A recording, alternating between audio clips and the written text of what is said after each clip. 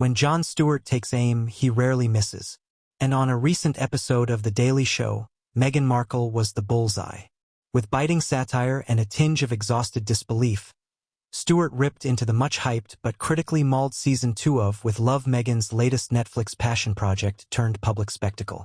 What was supposed to be a soft power comeback has now turned into a bipartisan embarrassment. Stewart didn't just mock her performative empathy or overproduced storytelling, he exposed a cultural fatigue that now transcends politics. Even MAGA supporters and left-wing progressives, two groups who agree on almost nothing, seemed united in one thing. Meghan Markle's Netflix vanity project is the kind of elite indulgence no one asked for and everyone's tired of pretending to like. Meghan's attempt to frame With Love as a healing, inclusive, and authentic experience has backfired in real time. Instead of promoting unity or celebrating diverse voices, it's being widely criticized for being an ego-driven vehicle with staged emotion and empty platitudes. Stewart's segment didn't need to rely on gossip or hearsay. He showed clips from the series where moments that were supposed to feel intimate came off as curated PR exercises. Whether it was Meghan narrating scenes with a teary-eyed tone or spotlighting her charitable endeavors, Stewart called it what many are afraid to, emotional manipulation disguised as activism. And based on audience reactions online, America agrees. The backlash is not just media snark, it's backed by data. Since its premiere, With Love Season 2 has plummeted on the Netflix top 10, with streaming analytics showing a nearly 40% drop in viewership compared to the first season's opening week. That's not just a decline, it's a nosedive.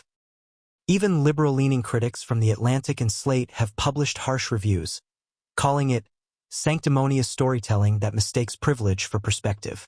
Stewart's roast wasn't a surprise, it was an inevitable echo of what critics have been whispering for months. Meghan's content is overpolished, overfunded, and underdelivers on anything but self-promotion. Adding to the chaos is Meghan's growing distance from the very audiences she claims to represent. Stewart cleverly pointed out that while Season 2 positions itself as a series about connection, Meghan herself has burned bridges with communities, charities, and even family members.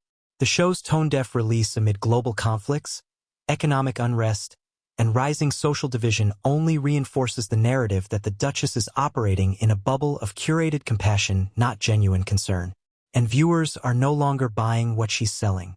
One of the most stinging moments in Stewart's takedown came when he mockingly read the press release about With Love's mission, then paused and asked the audience, "Whose love? For who?"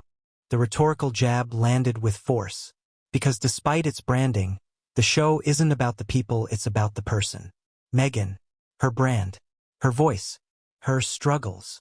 And while she still frames herself as a misunderstood humanitarian, Stewart argued that her actions tell a different story, one of curated empathy and strategic victimhood, tailor-made for a Hollywood redemption arc that nobody greenlit but her. Even Meghan's defenders are running out of spin.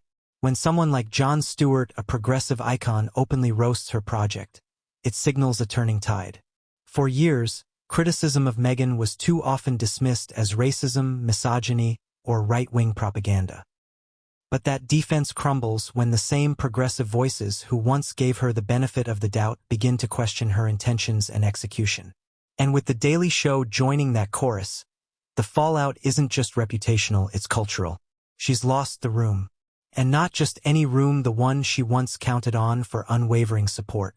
At its core, Stewart's takedown wasn't personal, it was a public service announcement.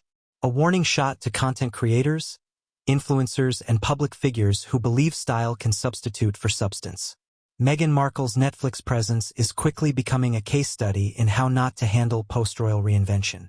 And now that both the political left and right seem to agree she's more spectacle than sincerity, she may find that there's no audience left to charm.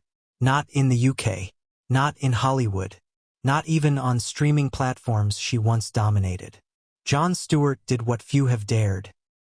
He stripped away the glamour, the title, the carefully polished exterior, and held up a mirror. What he and millions of others saw wasn't a relatable figure or a voice for the voiceless. It was a brand in free fall, clinging to relevance through curated vulnerability and corporate-funded storytelling. And as the curtain keeps getting pulled back, the world is beginning to see what's really behind it. a show that should have ended seasons ago.